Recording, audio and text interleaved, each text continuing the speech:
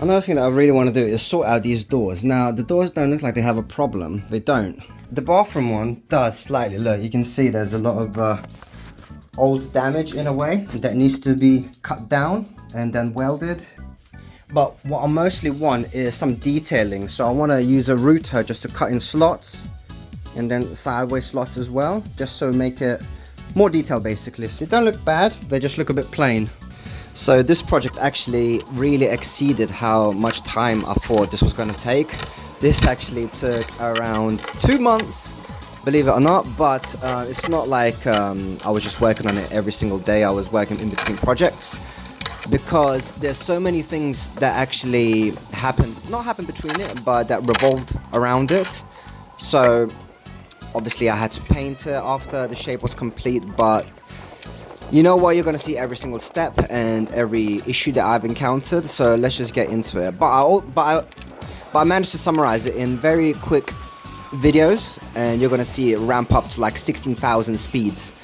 So first of all, I'm actually mounting a little edge angle, what would you call it, like a fence, I would say, and that is like a perfect straight angle, perfect straight line. And I'm using that with some clamps to make sure it doesn't move at all. And I think I measured around 12 centimeters from the side. And the first few routes, I would say, I had quite a few issues with because I was using quite a blunt piece. So I was trying to decide if I want to break the sections into 8 or 6 panels.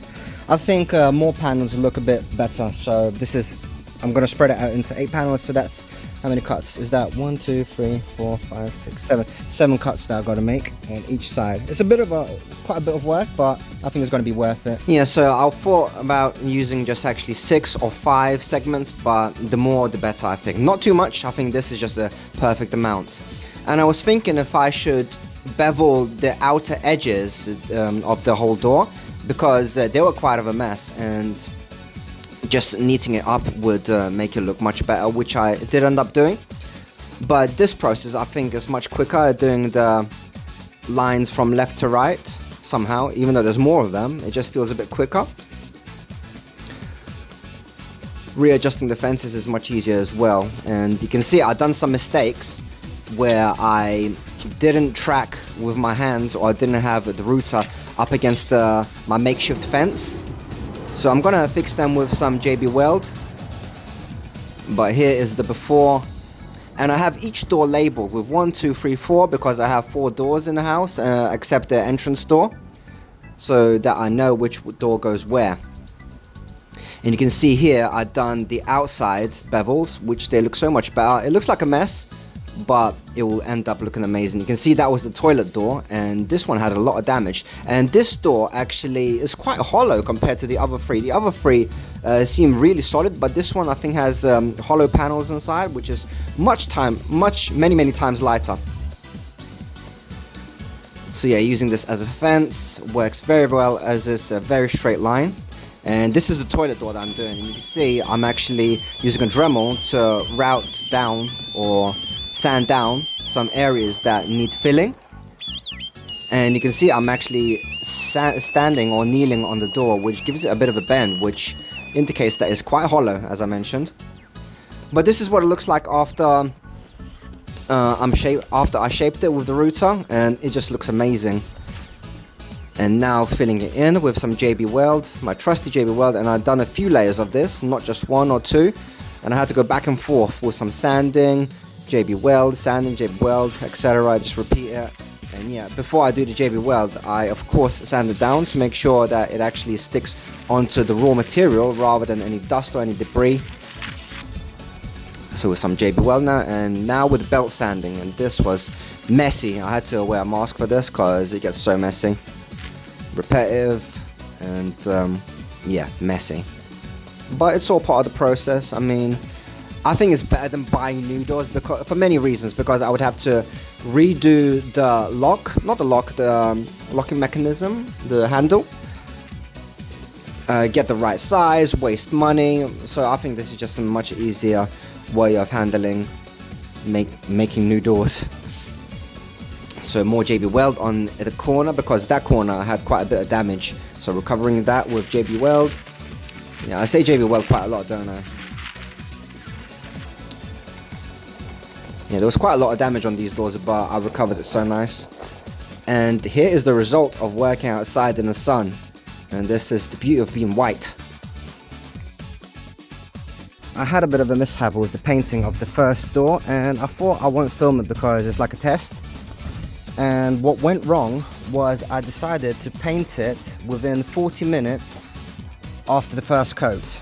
And I didn't read the instructions on the box. It says wait between 4 to 6 hours for separate coats. Now I had the impression that you could do another coat after say 40 minutes because it dries so quickly. Like it's been many hours and there's no residue at all. But the first time I've waited just 40 minutes and I put another coat on top, and what that basically did is it made the paint bubble. And you can see what I've done here kind of, because I tried bursting those bubbles so it looks like messy. So I ain't working on this anymore for today because I'm gonna wait a day or two, and then I'm just gonna give it a very light sand just with a sanding block, just to get rid of the top surface layer of where those bubbles were.